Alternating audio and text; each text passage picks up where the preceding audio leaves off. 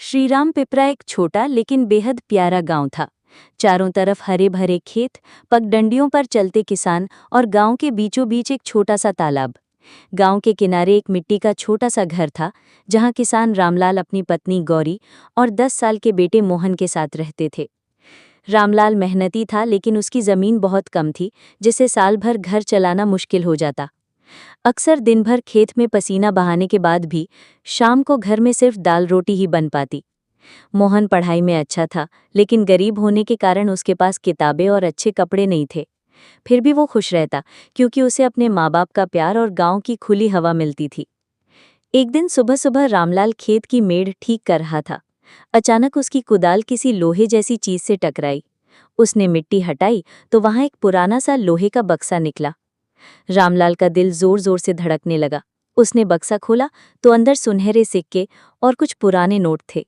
ये शायद किसी जमाने का छुपा हुआ खजाना था। रामलाल तुरंत घर आया और गौरी को दिखाया। दोनों की आंखों में खुशी के आंसू थे।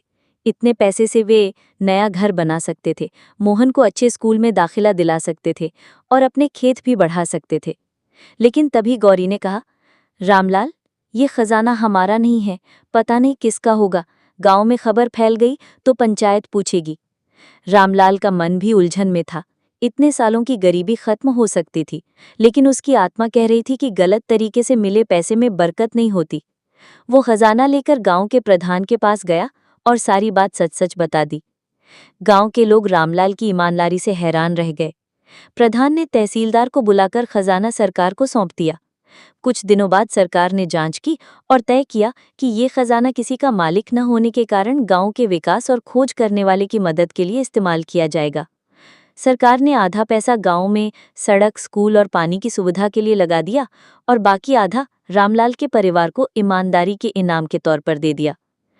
रामलाल ने अपने खेत बढ़ाए, मोहन को अच्छे स्कूल में दाखिला दिलाया और गांव के विकास में भी हिस्सा लिया। ईमानदारी का फल हमेशा मीठा होता है। लालच भले जल्दी खुशी दे, लेकिन सच्चाई और नेकदिली से मिली खुशी हमेशा रहती है।